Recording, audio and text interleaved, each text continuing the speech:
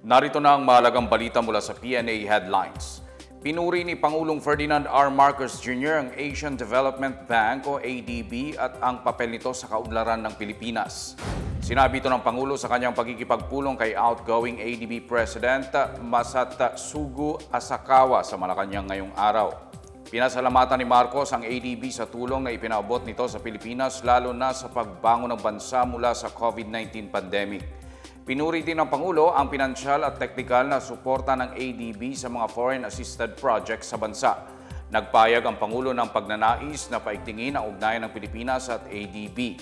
Iginawad naman ni Pangulong Marcos kay Asakawa ang Order of Sikatuna na may ranggong datu bilang pagkilala sa kanyang pagpupursiging paunlarin ang ugnayan ng bansa sa sektor ng ekonomiya, infrastruktura, kalusugan, climate resilience at human capital development.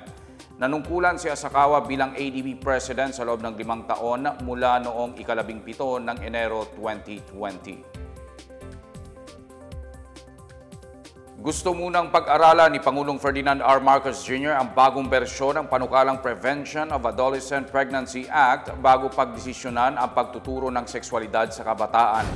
Naunang tinanggihan ng Pangulo ang pagpasa sa Senate Bill 1979 matapos itong makitaan ng mga elementong hindi angkop sa mga bata. Giit ng Pangulo, suportado niya ang pagkakaroon ng Comprehensive Sexuality Education o CSE pero kailangan niya munang makita kung angkop sa kabataan ang ituturo nito.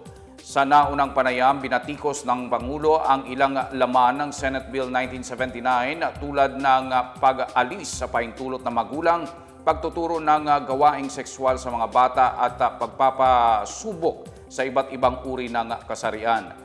Kaugnay nito, naghain si Senate Deputy Minority Leader Risa Hontiveros ng substitute bill para sa Senate Bill 1979 at sa ilalim ng bagong bersyon, bibigyan ang kabataan ng serbisyong medikal batay sa pangangailangan kumpara dati na di na kailangan ng pahintulot ng magulang. Ituturo din ang Comprehensive Sexuality Education sa mga batang 10 taon pataas at may kalayaang akademiko at reliyon. Tinanggal din ang probisyong nagsasabi na ang CSE ay ituturo batay sa pandaigdigang batayan. Magiging layunin ng panukala na gawing normal at hindi kahiyahiya ang diskusyon sa kasarian at reproductive health. Matapos yanigin ng lindol ang Southern Leyte kaninang umaga, nagkalindol naman sa Zamboanga del Norte bandang alas 11:41 ng umaga. Batay sa tala ng Philippine Institute of Volcanology and Seismology, ang naturang lindol ay may lakas na magnitude 5.4. Nakita ang sentro nito 5 kilometro sa timog kanluran ng bayan ng Siocon sa lalim na 43 kilometers. Naramdaman ang intensity 5 sa Siocon, sa Ipil, Zamboanga, Sibugay at Isabela City. Intensity 4 naman sa Zamboanga City, Sibuco sa Zamboanga del Norte, Dimataling, Zamboanga del Sur at Alicia sa Zamboanga, Sibugay. Intensity 3 naman ang naramdaman sa Dipolog City at President Manuel A. Rojas sa Zamboanga del Norte at sa Buug at CI Zamboanga, Sibugay. Iniulat naman ang Intensity 2 sa San Jose, sa Antique, Himamaylan, City, Negros Occidental at Molave sa Zamboanga del Sur, samantalang Intensity 1 ang naramdaman sa Cabancalan City, Negros Occidental. Kumpara sa lindol sa Southern Leyte, walang inaasahang pinsala sa pagyanig sa Zamboanga del Norte pero posibleng magkaroon ng aftershock. Sa Pampanga naman, naaresto ng mga tauhan ng Bureau of Immigration ang isang Japanese national na pinaghahanap sa kasong pagnanakaw.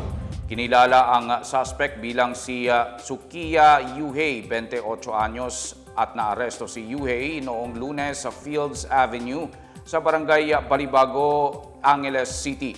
Ayon kay Immigration Commissioner Joel Anthony Viado, tinugis si Yuhei ng Fugitive Search Unit batay sa panawagan ng Japanese government na nagpulat na nasa bansa ang suspect.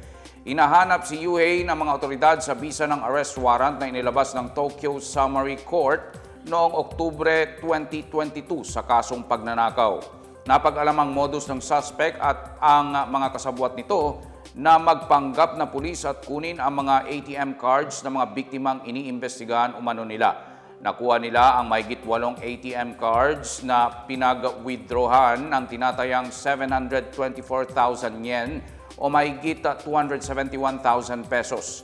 Nadiskubre ng BI na dumating si Yuhei sa Pilipinas noong 2019 at itinuturing ng overstaying.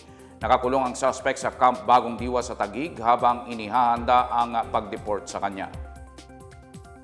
Pinayuhan naman ng Philippine Heart Association ang publiko na pagtuunan ng pansin ang kalusugan ng kanilang puso.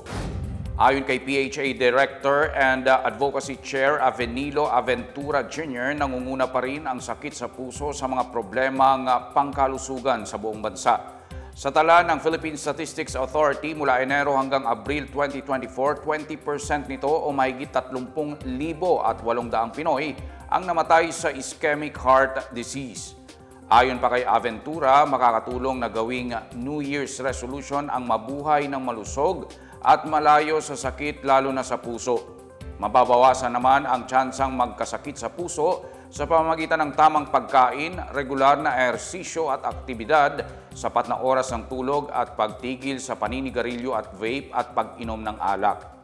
Hindi rin daw kailangan ng mamahaling diet para maging healthy. Bagkos ay dapat lang kumain ng sapat na bilang ng gulay, carbohydrates, protina at prutas. Dapat ding iwasan ang pagkain ng processed at sobrang alat na pagkain, pati sausawang tulad ng bagoong, toyo at patis na nakaka-high blood.